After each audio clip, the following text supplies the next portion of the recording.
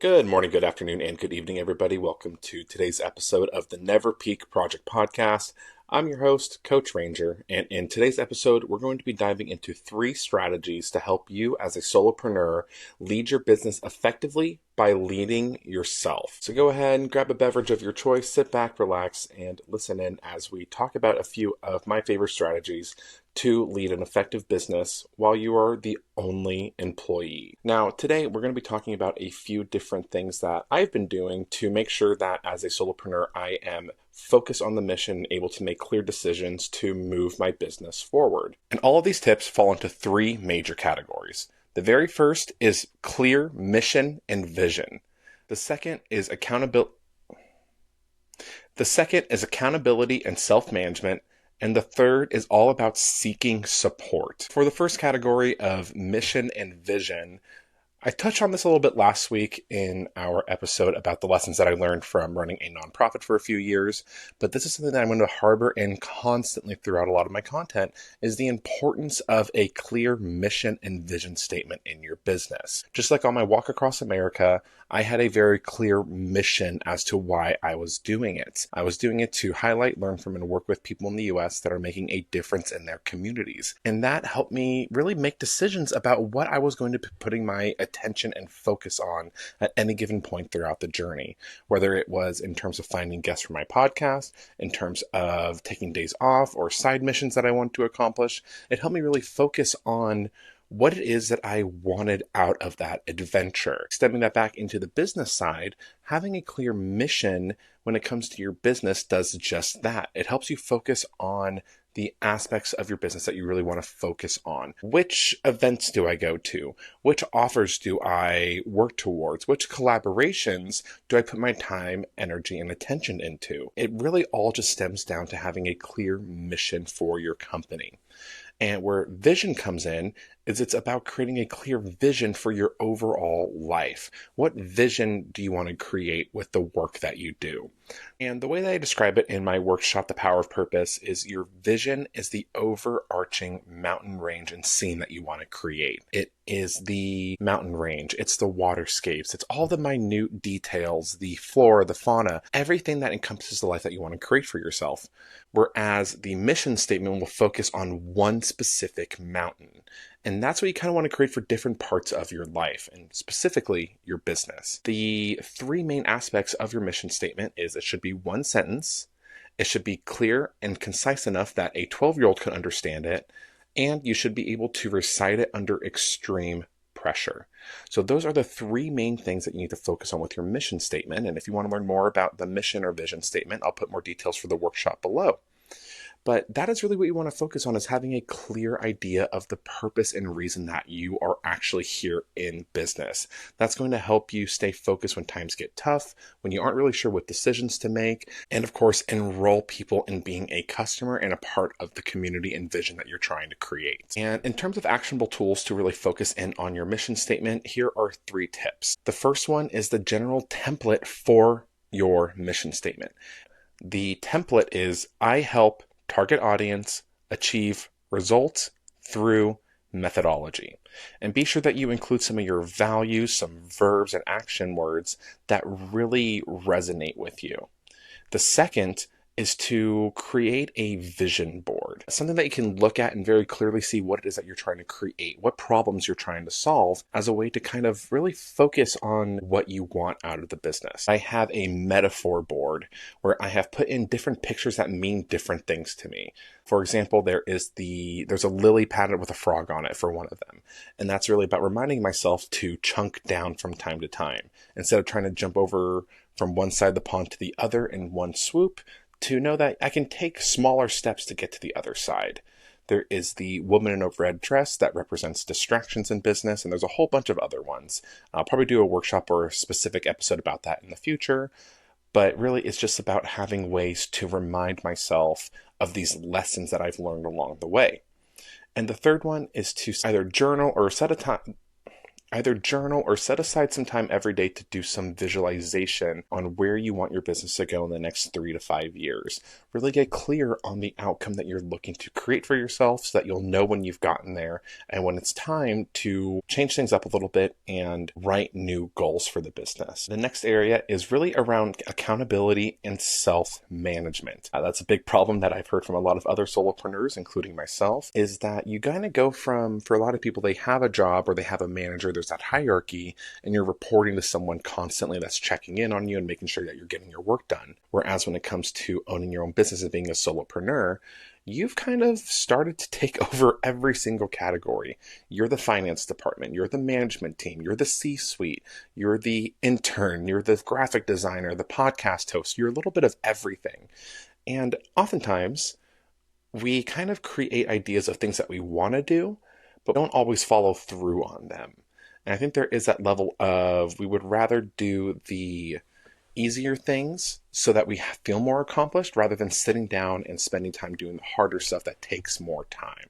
So when it comes to setting up systems of accountability and self-management for yourself, here are a few tips to help you out as well. The first one is something that I kind of stole from Andy Frisella's 75 Hard and the Live Hard program, is the idea of the power list. Really all it is that every single day before you go to bed, you write down the 3 to 5 things you need to get done the following day in order for it to be considered a success. And that's really high level things that you need to do for your business.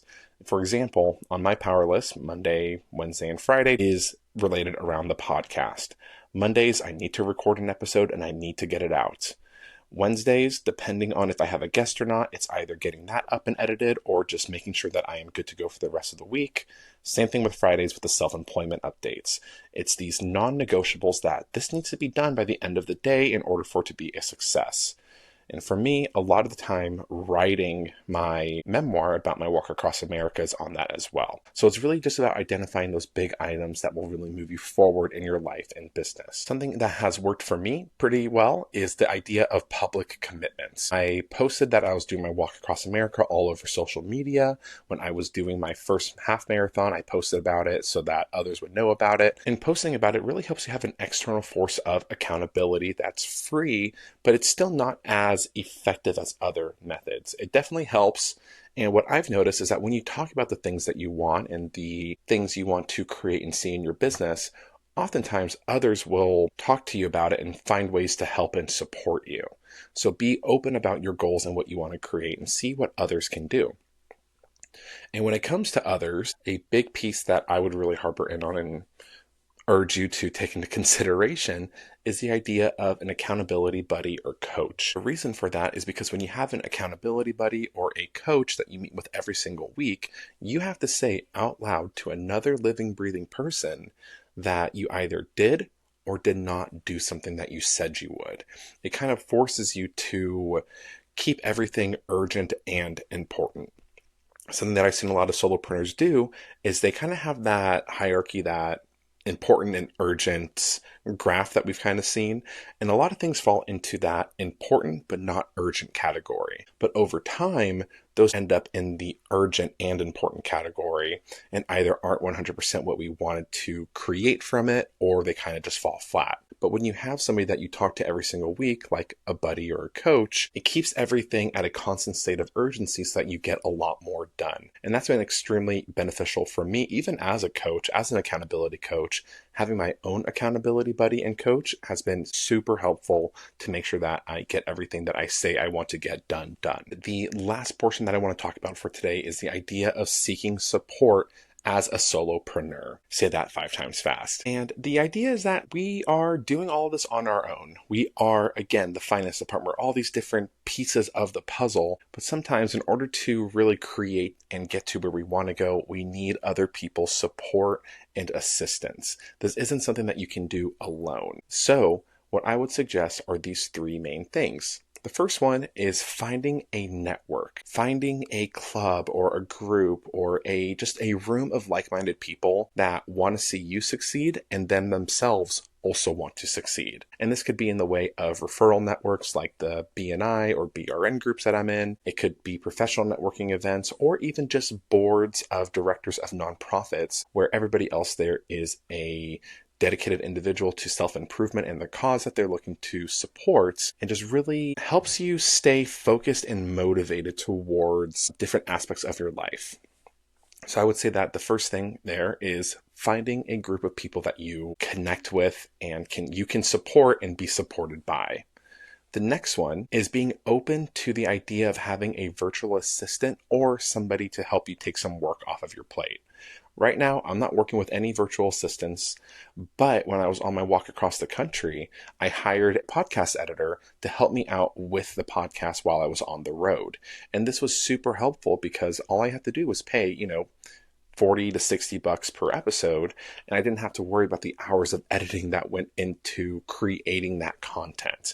All I had to do was send it off to them. A few days later, they would send it back. It was super helpful because without that extra help and support, I wouldn't have been able to get out the 30 plus episodes that I did during my walk across America.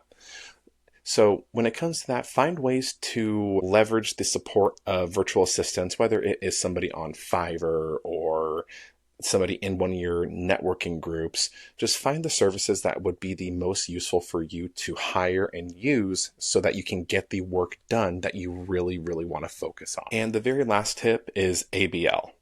Always be learning. Always look for other mentors or supporters that you can learn things from. And this isn't just people in person or at workshops or online. It's really about even finding books of creators and experts that you can learn something from. Finding ways to constantly learn from other people has been, again, ridiculously impactful for me and my business. It's helped me see things differently. It's helped me make better content. It's helped me really focus my ideas and clarify them so that I can clearly express them to others that I come in contact with. Make sure when it comes to seeking support that you find a group that you jive with, that you're always learning, and that you are willing and able to take on extra help and support in the way of virtual assistants or just a few one-off independent contractor folks to help you create the image that you really want to see in the world. And really, just to completely wrap up today's episode, I want to clarify that when it comes to solopreneurship and running your own business, is that everything starts and stops with you. You are the one that's going to take the next step. You're the one that controls every aspect of your business. And what I would really urge you to do is take a second to stop, look around, clarify what your mission and vision is, find ways for others to support you, and make sure that you're managing yourself effectively so that you're actually accountable to the results that you want to create and generate in your business. And all the information, a recap is going to be in the show notes. I'm going to post this on my Instagram and Facebook accounts so that you can refer back to it. I hope that some of it is useful and impactful for you. And if you try these tools and they work out for you, please let me know. I'd love to see that the things that have worked for me are working for others out in the world. Thank you all so much for listening and giving me some of your time and attention. It's super valuable, and I appreciate you sharing some of that with me. Remember to please leave a rating and review on whatever podcast platform you're listening to so that this message can get out to more solopreneurs so they can feed their families, create the life they've always wanted, and achieve their dreams. As always, remember that the best is yet to come as long as you're willing to make the decision to never settle, never quit, and never peak. I'll see you guys in the next one.